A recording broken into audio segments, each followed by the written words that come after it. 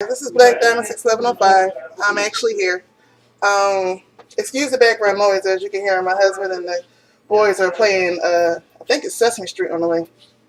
I believe it's Sesame Street. They're still playing on the way. But I just wanted to show you real fast because I do want to put up more.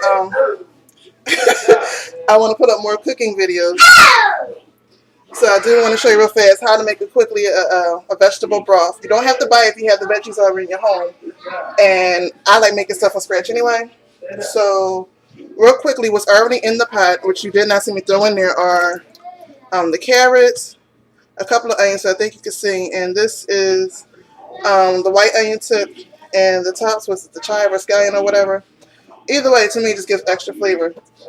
This right here is the top to fennel. If you ever see the fennel bulb, where is it? If you ever buy fresh fennel or haven't, this is what it looks like. And in my broth, I like to use the bulb part and the leaf part. To me, it just adds more flavor to it.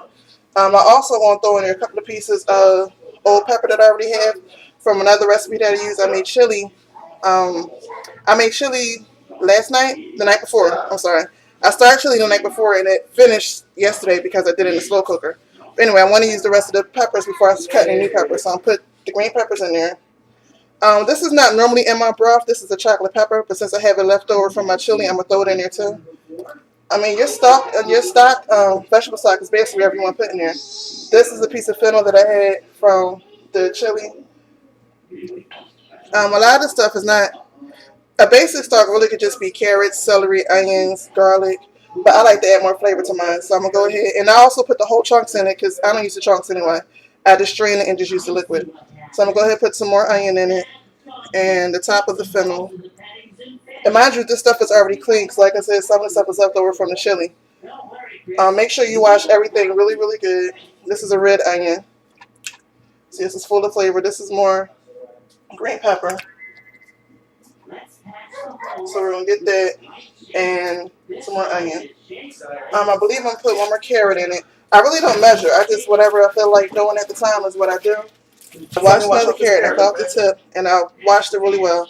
Just going to crack it in half. Throw that in there. I'm going to grab me some more fennel. I believe I have enough at the top, but I want some more at the bottom in there.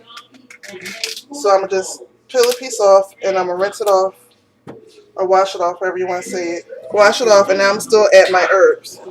This is sage. This is fresh sage. When I do my stock, I like to use fresh ingredients as much as possible. If you don't have fresh ingredients, you can still use whatever's in your cabinet, because I don't have fresh tarragon, so I'm going to have to use whatever's in my cabinet. Hopefully I have some left. But this is fresh sage, so I'm going to throw that in there. I'm actually going to throw more than it in there. If you're wondering, I believe, I didn't measure the water, but it was probably about 4 or 5 When I made my stock, I made big pots because it's normally for a couple of dishes. Like right now, I'm using this stock. I'm going to end up making, stuffing, and I'm also going to make some mixed greens. So I'm going to put some more sage in there.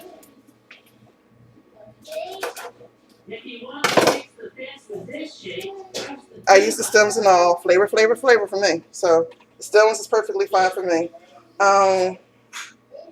This is oregano. This is rosemary. It's fresh rosemary.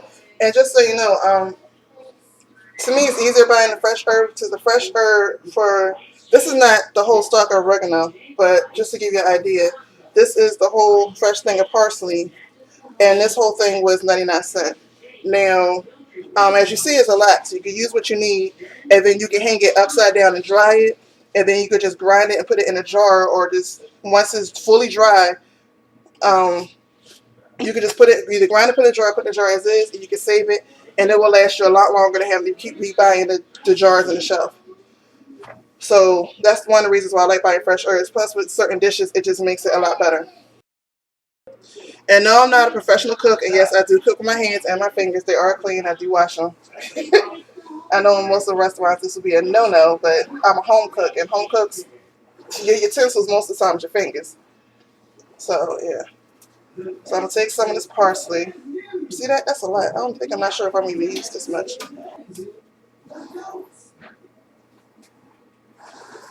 And I'm going to throw that in there. And that's for my fresh, and that's for my dry herbs in the cabinet, whatever I have in here that I couldn't buy fresh, I'm about to put in there. Gotta have garlic. Um, for recent, I guess just so you know, for recent video, for more videos, I should say, more videos coming up. Um, I love onions and garlic, and I do love spicy food. So salty, spicy, onion. Is that a word? Oniony. Anyway, salty, spicy, onion. I love all that type of stuff. So I think I'm gonna put another carrot in here. So I'll just take that, snap it in half, put that in there. Get my garlic.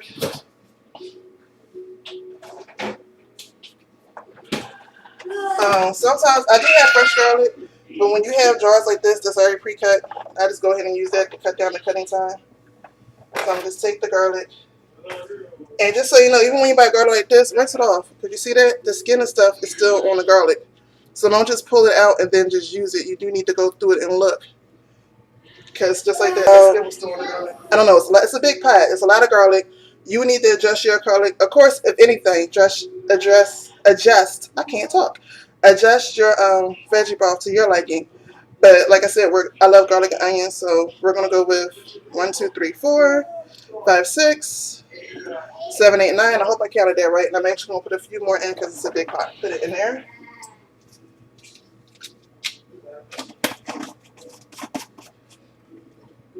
This is also a good idea to do for yourself. If you have fresh garlic, just go ahead and just take a few minutes to just already peel them and just put them in the jar. So when you're ready to use it, they're ready, good to go. And that way it saves you money from buying this in the store. I mean, this one wasn't expensive. This one was $1.99 at the produce market. But I don't know in stores it could be like $2.99, $3.99. For me, $1.99 at the produce market for all this garlic really isn't that bad. Because this has the bigger cloves of garlic in it. And you know in garlic you get big and small. This one has all the big cloves in it. So to me this one was worth it. These mushrooms are actually frozen. To me mushrooms go bad really fast. So if I don't use it that day, I freeze them. And they last a lot longer that way. I just go ahead and freeze them. Because most of the recipes I use them in, I don't really need the texture. I just need the flavor. So, or the texture's going to be soft anyway. Like if I make a Swiss mushroom veggie burger, I really need just the flavor of the mushrooms. So I'm actually going to wash a few more and throw them in the pot too. And yeah, like I said, I throw everything in there whole.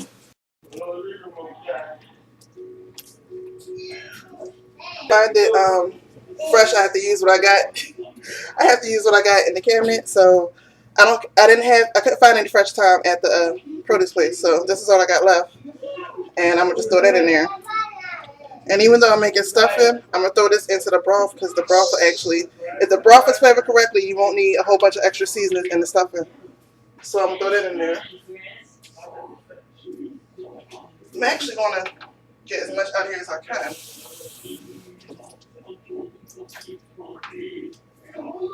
So you see little bottoms of that? I put some water in there so I can get all of that out of there. Yeah. Turmeric, not much. Like I said, this is my vegetable stock. So, you know, when you make yours, you don't have to do as much as I do. You can always cut down. Like I said, the basic ingredients are just some fresh herbs, onions, garlic powder, mushroom, carrots. It's really up to you. But this is how I do my vegetable stock. So I have some ground turmeric. It's kind of hard to find fresh turmeric in Florida, which is not open yet. Because I'm actually allergic to basil. I'm slightly allergic to basil. So, you know, when I eat it, if it's too much in a dish, it makes my throat burn. So I really don't use much of it. But I'm going to throw just a little bit in here. Not much. Not nearly as much as I did a dash of that. And again, like I said, you don't have to do all this. This is the way that I do mine. And I'm almost out, so I'm going to need to get some more paprika. So.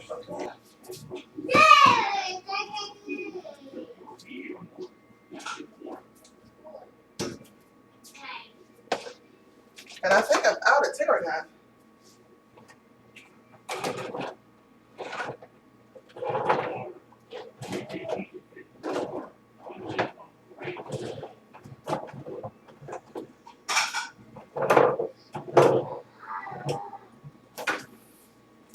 Yeah, I'm almost out of tarragon. But whatever I have left, I'm going to put in here because tarragon is actually, if not my most favorite, I'm going to go ahead and say tarragon is my most favorite herb.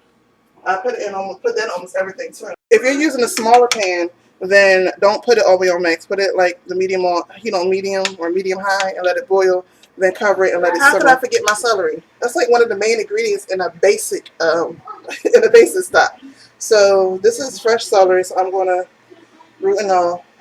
Again, most of the stuff I got from my produce place because they have better prices. But well, like anything, no matter where you get it from, you still have to clean it. Crackle, throw them in there. Now I have been told that I do way too much in my stock, but when people eat the dishes that I make with my stock, I never get a complaint. So it's up to you if you want to go out and do all this or not. I'm gonna add honey. You don't have to add this particular brand of honey, but this particular brand of honey is my favorite. It's locally grown in Florida, and honestly, I just love it. It has become my favorite. So I'm not going to add too much honey, so I'm going to add sugar. So I'm going to add some honey. If you wonder why the jar look like this, it's because I keep my honey in the refrigerator. Don't ask me why, I just do. Just like it.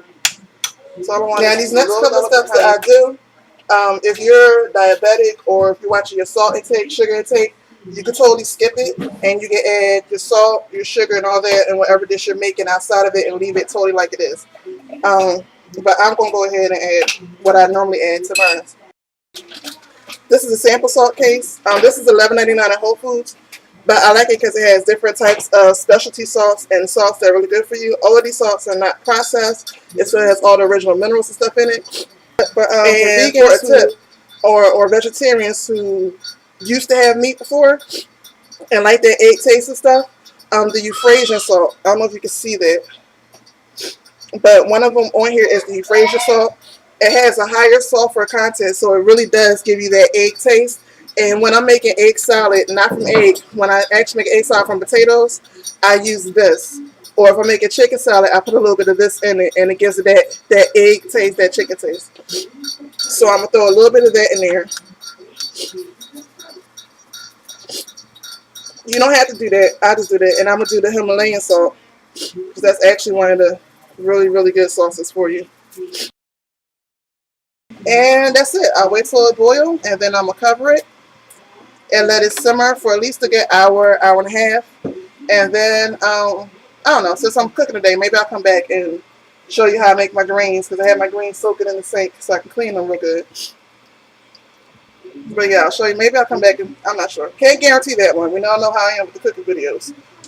So I don't want to promise you something that you never see.